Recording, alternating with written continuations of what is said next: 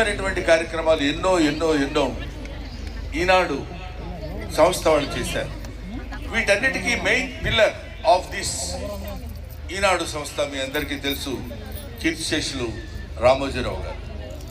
ఒక మనిషి ఒక సంకల్పం పెట్టుకుని ఇంత అద్భుతమైనటువంటి, ఇంత ప్రశస్తి గడించేటువంటి కార్యక్రమాలు నిర్వహించడం ఒక వ్యక్తి ఆధ్వర్యంలో ఉంటే మామూలు విషయం కాదు.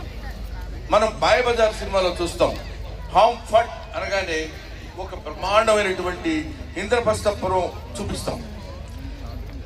అలాగా రామోజీరావు గారు ఆయన ఆలోచన ఎంత విస్తృతంగా ఉందంటే, ఎన్నో సంవత్సరాల క్రితం కట్టినటువంటి ఆ Ramoji film city, RFC Ramoji film city ఒకసారి చూస్తే ఇదంతా అసలు ఎలా కట్టారు, దీన్ని ఎలా మెయింటైన్ చేస్తారు, ఇందులో